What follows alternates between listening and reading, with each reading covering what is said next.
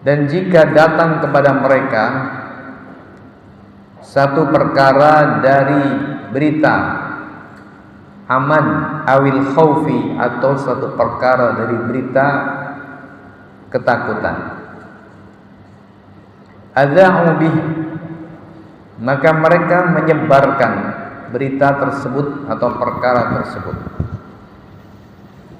Walau radduhu, dan andai kata mereka mengembalikan berita tersebut ila rasuli, kepada Rasul Muhammad sallallahu alaihi wa alihi wasallam, wa ila ulil amri minhum, dan kepada para pemimpin dari kalangan mereka kaum muslimin, la alimahu alladhina yastanbitunahu minhum, niscaya orang-orang yang meneliti, orang-orang yang menggali, orang-orang yang mengamati, meneliti akan mengetahuinya. Niscaya orang-orang yang meneliti, orang-orang yang mencari informasi dengan benar dari mereka akan mengetahuinya. Walaula fadlullahi alaikum, dan andai kata bukan karena anugerah Allah atas kalian, rahmatuhu, dan bukan karena rahmatnya Allah, lattaba'tumus syaitana illa qalila, niscaya kalian akan mengikuti setan, illa qalilan, kecuali sedikit dari kalian.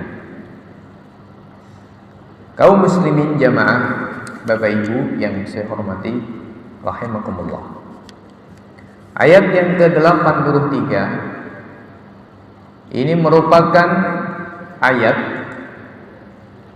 yang isinya mencela kalangan orang-orang yang suka menyebarkan berita sebelum mereka memastikan hakikat dari berita tersebut, apakah layak untuk disampaikan ataukah tidak layak untuk disampaikan. Ayat ini juga mencela kalangan kaum munafik yang juga suka menyebarkan berbagai macam berita yang dapat menimbulkan kekacauan dan menimbulkan rasa takut, atau sebaliknya menimbulkan kecerobohan di tengah-tengah kaum muslimin.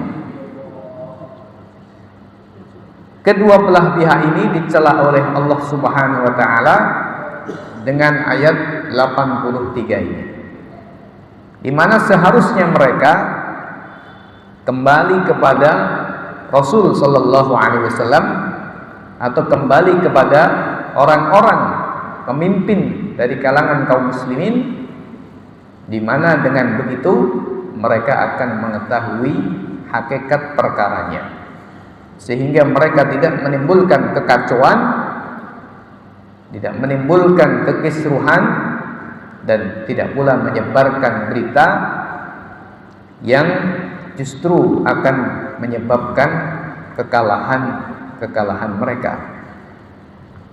Kaum muslimin jamaah, Bapak Ibu yang saya hormati rahimakumullah. Jadi di dalam ayat ini diperselisihkan oleh para ahli tafsir, siapakah yang dimaksud ketika datang kepada mereka satu perkara tentang aman atau tentang rasa takut, mereka segera menyebarkan. Sebagian ahli tafsir mengatakan bahwa yang dimaksud dengan mereka di dalam ayat ini adalah orang-orang munafik. Sehingga maknanya bagaimana orang-orang munafik ini?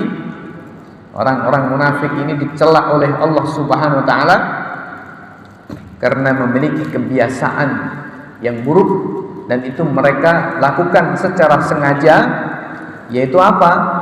Ketika mereka mendengar satu berita tentang pasukan kaum muslimin, tentang apa yang terjadi pada pasukan kaum muslimin, apakah itu tentang kemenangan, apakah itu tentang kekalahan, berita yang mereka dengar, mereka langsung menyebarkannya.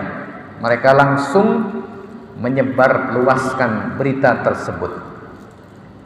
Tujuannya apa mereka menyebarluaskan berita tersebut? Tujuannya ketika berita ini berkaitan dengan persoalan kemenangan, mereka sebarkan, tujuannya agar kaum muslimin tidak waspada, agar kaum muslimin ceroboh, agar kaum muslimin merasa sudah selesai atau sudah aman. Sehingga disinilah titik kelemahan akan terjadi karena terjadi kecerobohan.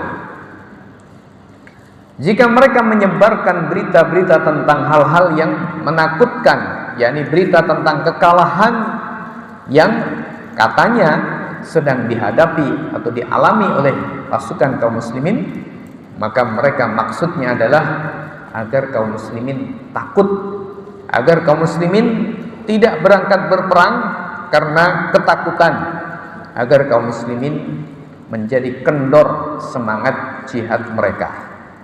Ini yang diinginkan oleh orang-orang munafik. Jadi mereka menggunakan kesempatan dalam berbagai kondisi. Ketika ada berita positif tentang pasukan kaum muslimin, di mana mereka kaum muslimin kabarnya menang, maka mereka langsung menyebarkan berita itu. Tujuannya kaum muslimin yang lain agar sudah merasa tenang, sudah merasa aman, tidak mempersiapkan diri, sehingga ini menimbulkan kecerobohan, menimbulkan adanya ketidaksiapan ketika tiba-tiba musuh melakukan satu strategi yang baru atau melakukan serangan-serangan mendadak. Begitu pula sebaliknya ketika ada berita-berita yang isinya tentang kekhawatiran, ketakutan yang menimpa pasukan kaum muslimin, maka mereka juga segera menyebarkannya. Tujuannya untuk semakin membuat kaum muslimin takut berhadapan dengan musuh dan membuat kaum muslimin kendor semangatnya untuk melakukan jihad fisabilillah. Ini yang dilakukan oleh orang-orang munafik.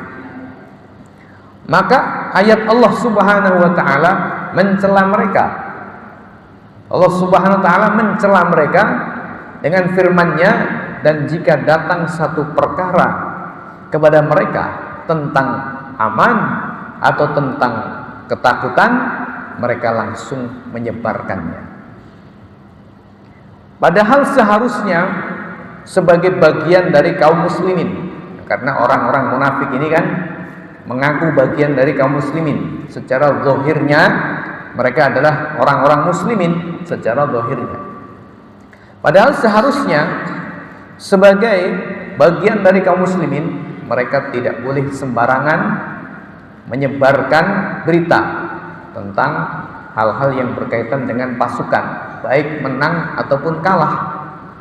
Oleh karena itu maka kita juga paham bahwa berita-berita tentang militer ini adalah berita-berita yang sifatnya tidak bisa atau tidak boleh dipublish, karena itu menyangkut strategi negara, menyangkut kemenangan ataupun kekalahan, menyangkut titik-titik kelemahan atau justru titik-titik kekuatan. Maka berita-berita tentang militer itu tidak untuk dipublish. Ini sudah maklum bagi kita. Nah, mereka ini justru menyebarkan semua yang mereka dengar dengan tujuan tadi. Kalau menang, berita yang mereka dapatkan menang, maka mereka sebarkan dengan maksud agar kaum muslimin tidak lagi waspada, kaum muslimin tidak lagi siap siaga.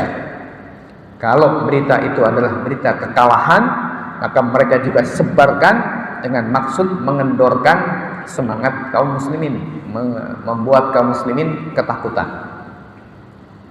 Ini perilaku yang tercela yang dilakukan oleh orang-orang munafik. Seharusnya mereka kalau mengaku sebagai muslim mengembalikan kepada Rasul Muhammad SAW dan kepada orang-orang dari pemimpin-pemimpin kaum muslimin, agar kemudian berita tersebut dipastikan kebenarannya, juga dipastikan apakah penting untuk disebarkan ataukah tidak perlu untuk disebarkan. Karena tidak semua berita ini boleh disebarkan. Kita juga tahu dalam strategi politik militer misalnya, tentu tidak semua berita boleh, ya, tidak semua fakta boleh diberitakan. Karena memang sifatnya peperangan itu rahasia, sifatnya militer itu juga banyak rahasianya, maka tidak semua berita itu boleh disebarkan. Begitu pula tidak semua berita ini boleh disembunyikan, tetapi semua harus dikembalikan kepada yang memiliki kebijakan, yang mana mereka yang akan menggali, akan melakukan penelitian, melakukan kajian, sehingga dengan melakukan kajian itu akan tahu apakah perlu disebarkan atau tidak, maslahat untuk disebarkan atau tidak. La'alimahul ladina yastambitunahu minhum. Kaum muslimin jamaah, Bapak Ibu yang saya hormati rahimakumullah. Jadi ini adalah versi yang pertama berkaitan dengan orang-orang munafik yang memang selalu memanfaatkan segala kondisi untuk melakukan tipu daya terhadap kaum muslimin. Sebagian ahli tafsir mengatakan bahwa ayat ini berkaitan dengan dha'afatul mu'minin mimman qallat tajribatuhu. Jadi berkaitan dengan orang-orang mukmin, orang-orang muslim, orang-orang mukmin yang lemah pemahamannya, yang lemah analisanya, yang lemah terkait dengan kesadaran politiknya, tidak memiliki kesadaran politik yang baik, tidak memiliki pemahaman yang baik. Nah, ketika mereka mendapatkan berita langsung share, ketika mereka mendapatkan satu kabar langsung sebar. Begitu. Padahal seharusnya setiap berita ini harus diteliti dulu, harus dipastikan dulu benar atau tidak, manfaat atau tidak untuk disebarkan. Ini berkaitan dengan persoalan berita-berita yang menyangkut militer kaum muslimin pada zaman itu, pada zaman Rasulullah sallallahu alaihi wasallam.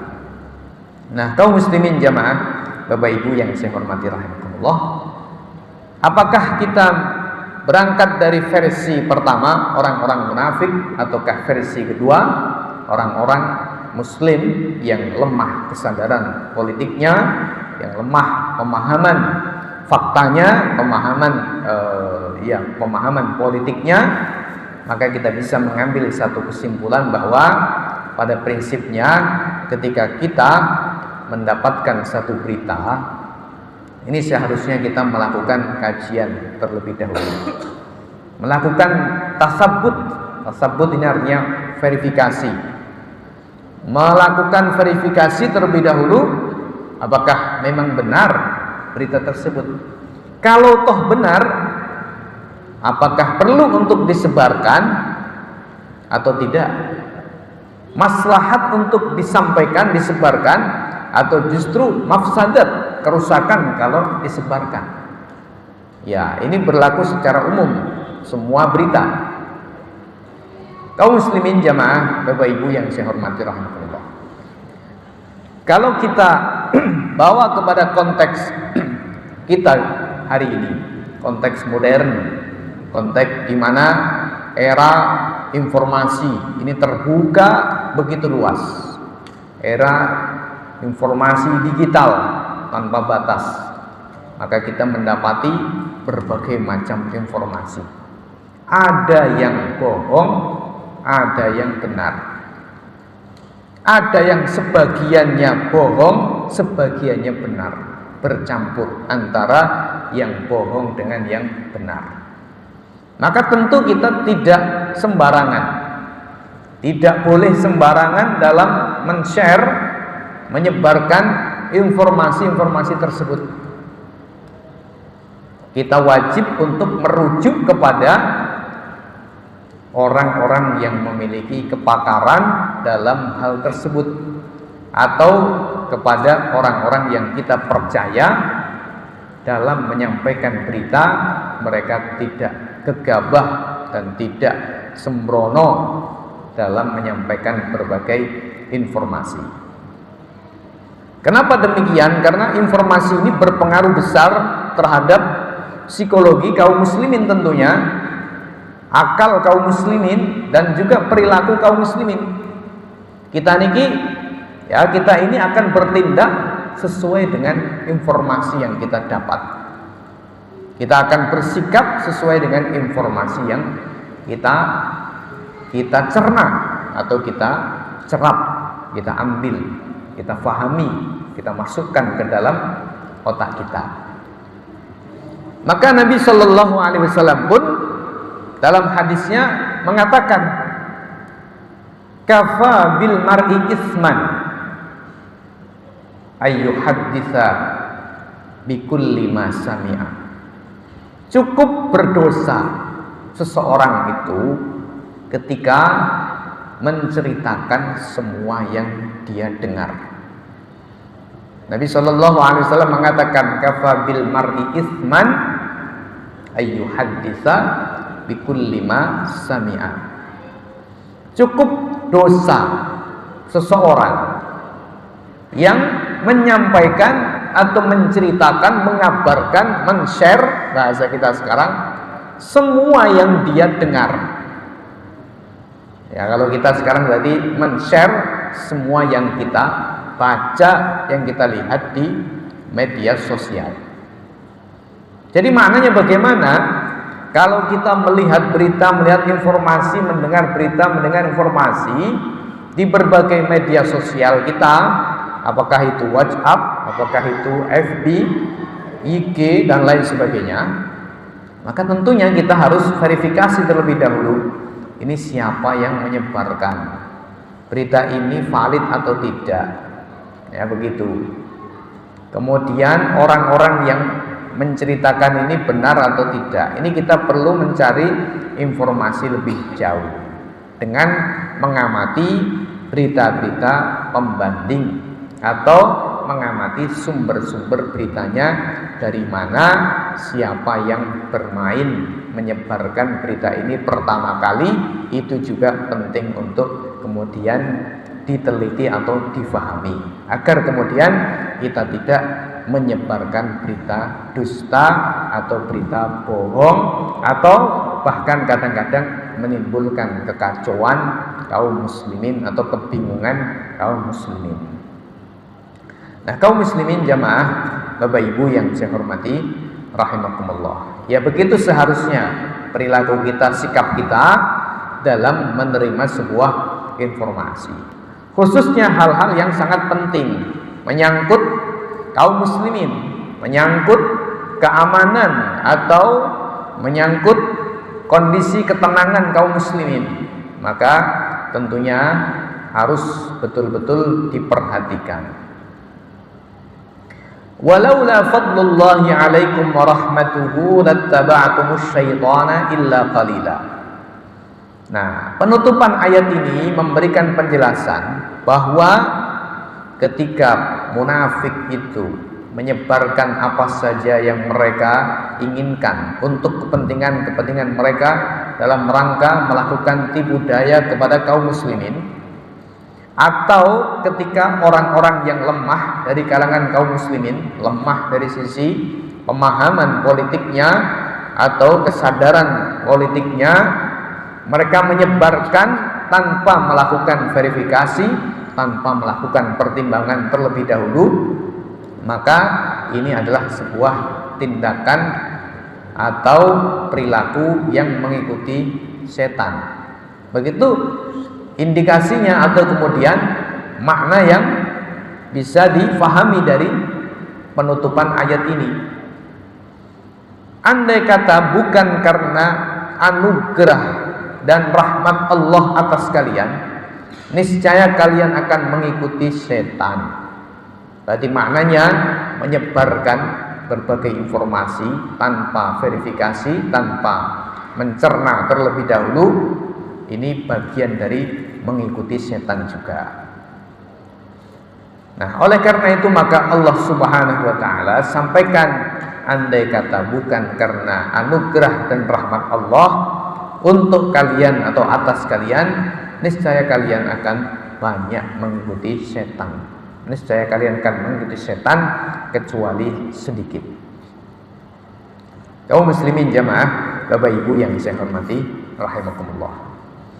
Jadi dari ayat ini kita secara umum bisa mengambil hikmah, bisa mengambil pelajaran bagaimana kita bersikap terhadap berbagai macam berita, informasi yang menyangkut kaum muslimin.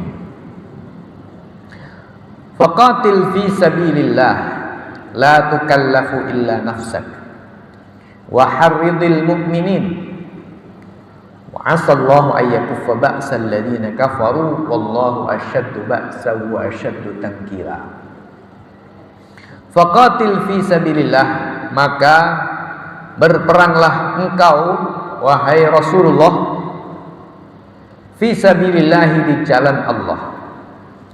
La tukallafu illa nafsak, tidaklah engkau dibebani illa nafsaka, kecuali dirimu sendiri.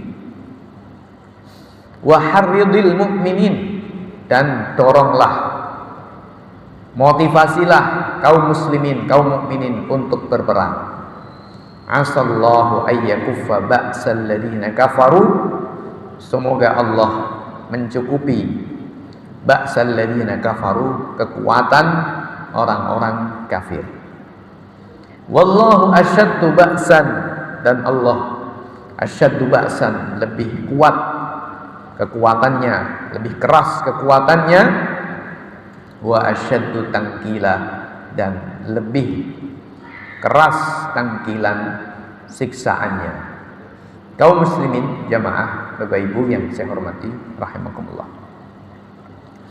Ayat yang ke-84 adalah merupakan semacam kesimpulan dari ayat-ayat sebelumnya yang memberikan perhatian terhadap perang jihad fi sabilillah, di mana ayat-ayat sebelumnya ini banyak bicara tentang jihad fi sabilillah.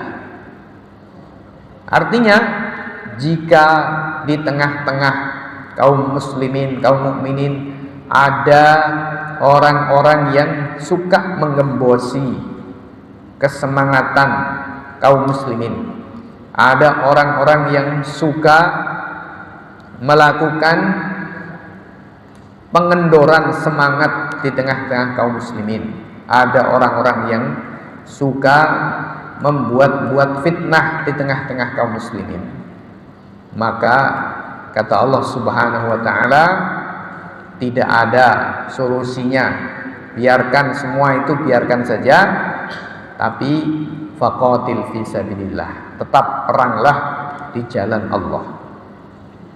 Namanya semua itu ya biarkan saja, tetaplah berperang di jalan Allah. Faqatil, maka berperanglah di jalan Allah, fi sabilillah, di jalan Allah. Ini adalah perintah Allah Subhanahu wa taala kepada Rasulnya Muhammad sallallahu alaihi wasallam. Artinya Rasulullah diperintahkan oleh Allah untuk mengabaikan semua perilaku-perilaku dan tindakan-tindakan yang dilakukan oleh orang-orang munafik yang sebelumnya dijelaskan di dalam ayat-ayat yang sudah kita baca. Allah perintahkan kepada Rasulullah sallallahu alaihi wasallam untuk terus maju ke depan, abaikan saja mereka orang-orang munafik, berperanglah engkau di jalan Allah. La tukallafu illa nafsak, kamu tidak dibebani kecuali diri kamu sendiri. Maknanya ini adalah sebagai teladan, kamu adalah teladan Engkau wahai Rasulullah Muhammad adalah teladan. Jadi berangkatlah, berjihadlah engkau di jalan Allah. Engkau tidak dibebani kecuali diri engkau sendiri. Maknanya engkau adalah teladan, maka engkau wajib untuk berperang, dan kaum mukminin pasti akan mengikuti kamu. Kenapa? Karena seperti dalam ayat sebelumnya, Allah sudah mendorong kaum mukminin, yakni orang-orang yang membeli kehidupan akhirat dengan kehidupan dunia mereka. Itulah kaum mukminin yang sejati pasti akan mengikuti Rasulullah Muhammad sallallahu alaihi wasallam. Wa harridil mukminin, dan doronglah kaum mukminin untuk melakukan jihad fisabilillah. Nah, kaum muslimin jamaah Bapak Ibu yang saya hormati rahimakumullah. Jadi ini adalah merupakan perintah jihad kepada Rasulullah sallallahu alaihi wasallam. Nah, kita tahu bahwa perintah kepada Rasulullah sallallahu alaihi wasallam itu hakikatnya adalah juga perintah kepada umat Nabi Muhammad sallallahu alaihi wasallam, karena beliau adalah qudwah. Beliau adalah panutan yang wajib untuk diikuti oleh manusia. Berarti maknanya kaum muslimin wajib mengikuti Rasul Muhammad sallallahu alaihi wasallam. Oleh karena itu kaum muslimin jamaah Bapak Ibu yang saya hormati rahimakumullah, berkaitan dengan hukum berjihad fisabilillah, seluruh ulama sepakat bahwa hukum berjihad fisabilillah ini adalah hukum aslinya fardu kifayah, yakni sebuah fardu yang wajib ada dan terlaksana di tengah-tengah kaum muslimin. Hukumnya fardu kifayah, wajib ada di tengah-tengah kaum muslimin dalam kapasitas yang mencukupi. Nah, bagaimana mengukur kapasitas yang mencukupi bahwa jihad fisabilillah itu sudah terlaksana? Allah Subhanahu wa taala menjelaskan di dalam ayat yang lain, yaitu dengan sudah terwujudnya rasa gentar di hati atau di benaknya orang-orang kafir atau musuh-musuh Islam. Kalau mereka itu gentar, maka mereka tidak akan berani semena-mena kepada kaum muslimin. Kalau mereka itu gentar, mereka tidak akan menginjak-injak kaum muslimin. Kalau mereka gentar, tentu mereka tidak berani sembarangan terhadap kaum muslimin, apalagi merampas harta kaum muslimin, merampas kekayaan kaum muslimin. Tidak mungkin berani ketika mereka gentar. Tetapi sebaliknya, ketika orang-orang kafir itu tidak punya rasa takut, tidak punya rasa gentar kepada kaum muslimin, maka kaum kafir ini akan semena-mena terhadap kaum muslimin. Kaum muslimin akan menjadi permainan mereka. Kaum muslimin akan menjadi bulan-bulanan bagi mereka. Hartanya dijarah, hartanya dirampas dengan berbagai cara. Kalau zaman dulu ya dengan cara-cara klasik, ya VOC, dengan cara-cara klasik. Kalau sekarang dengan cara-cara yang modern, cara-cara politik, penjajahan politik dan undang-undang, bisa menggunakan hutang dan lain sebagainya. Kaum muslimin jamaah Bapak Ibu yang saya hormati rahmatullah, karena itu maka ayat Allah Subhanahu wa taala menegaskan kaum muslimin ini wajib membuat gentar kaum kafir. Allah katakan, wa a'iddu lahum mastata'tum, dan persiapkanlah oleh kalian untuk menghadapi musuh, mastata'tum, apa saja yang kalian mampu, min quwwatin, berupa kekuatan, wa mir ribatil khaili, dan berupa kuda-kuda yang ditambatkan. Ini pada zaman konteks waktu itu. turhibuna bihi aduwallahi wa aduwakum, yang dengan itu kalian membuat gentar musuh-musuh Allah wa aduwakum, dan musuh-musuh kalian. Para ulama mengatakan bahwa ayat ini mengandung satu illat. Illat itu maknanya satu faktor yang menyebabkan atau mendorong disyariatkannya atau diperintahkannya satu perintah. Ayat ini memberikan satu illat, yaitu apa? Bahwa wajibnya mempersiapkan diri perang, wajibnya berperang di jalan Allah itu untuk menggentarkan musuh. Kalau musuh itu gentar, maka tadi seperti yang tadi saya sampaikan, tidak akan semena-mena. Sebaliknya kalau musuh itu tidak gentar, maka musuh ini akan semena-mena terhadap kaum muslimin. Menghina Allah biasa, menghina Rasulullah sallallahu alaihi wasallam tidak kurang-kurang. Di Amerika, di Eropa, dan di tempat-tempat lain biasa Rasulullah sallallahu alaihi wasallam atau Al-Qur'an ini dihina. Kaum muslimin diinjak-injak biasa, dihinakan biasa, dijajah bahkan sudah jelas, diambil kekayaan alamnya dengan berbagai macam perjanjian, ya sudah terjadi semuanya di berbagai negeri kaum muslimin. Kenapa? Karena kaum muslimin memang tidak punya wibawa di hadapan orang-orang kafir. Kenapa seperti itu? Ya tentunya salah satunya adalah tidak ada aktivitas yang Allah Subhanahu wa taala perintahkan, yaitu jihad fisabilillah, yang mana jihad fisabilillah tentu membutuhkan persiapan. Di antara persiapan itu adalah persiapan persenjataan yang memadai, setidaknya sebanding dengan persenjataan musuh. Oleh karena itu maka kaum muslimin jamaah, Bapak Ibu yang saya hormati rahimakumullah, musuh-musuh Islam ini, kalau kita bisa membaca politik-politik luar negeri Amerika Serikat misalnya, maka Amerika Serikat ini memberikan batasan-batasan dan juga menetapkan berbagai macam aturan bagaimana negeri-negeri kaum muslimin itu tidak ada yang punya persenjataan yang kuat. Persenjataan yang kuat untuk konteks hari ini tentu adalah yang persenjataan yang berbasis nuklir.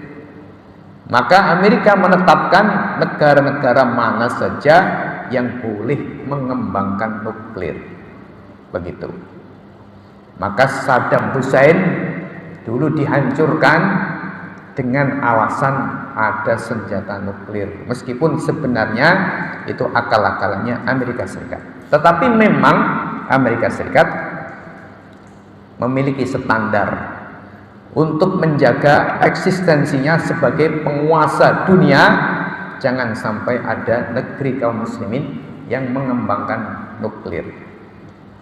Kaum muslimin jamaah, Bapak Ibu yang saya hormati rahimahullah. Jadi di sini Allah Subhanahu wa taala mengatakan asallahu ayyakuffa ba'sal ladzina kafaru. Semoga Allah memberikan kecukupan, mencukupkan, maknanya melindungi, ayyakuffa ya, melindungi ba'sal ladzina kafaru, serangan atau melindungi dari kekuatan serangan orang-orang kafir. Jadi maknanya bisa melindungi kaum muslimin dari serangan kaum kafir itu adalah dengan jihad fisabilillah. Tanpa adanya jihad fisabilillah, kaum muslimin rawan dan bahkan menjadi kenyataan, menjadi serangan kaum kafir. Itu sudah menjadi kenyataan. Oleh karena itu maka sudah sering kita sampaikan juga bahwa sebenarnya yang bisa menghentikan serangan brutal genosida yang dilakukan oleh Israel terhadap kaum muslimin di Palestina tidak ada kecuali jihad fisabilillah. aslinya. Ketika seluruh pasukan Arab Saudi misalnya, Turki, Yordan, Malaysia, Indonesia, dan beberapa negara-negara Arab yang lain yang lebih dekat dengan Israel sana, Mesir khususnya, mengerahkan seluruh pasukannya untuk mengenyahkan Israel, maka selesai. Begitu mestinya. Gak ada yang bisa menghentikan Israel kecuali dengan kekuatan, bukan dengan malah didatangi yang katanya adalah lobby-lobby. PBB saja, ya meskipun PBB ini juga siapa, PBB saja tidak pernah bisa menghentikan Israel, apalagi cuma 5-4 orang saja datang pakai baju batik. Kaum muslimin jamaah, Bapak Ibu yang saya hormati, itu mimpi di siang bolong namanya. Jadi asallahu ayyakuffa ba'sal ladzina kafaru. Semoga Allah melindungi kaum muslimin dari kekuatan, dari senjatanya orang-orang kafir. Itu dengan cara apa tadi?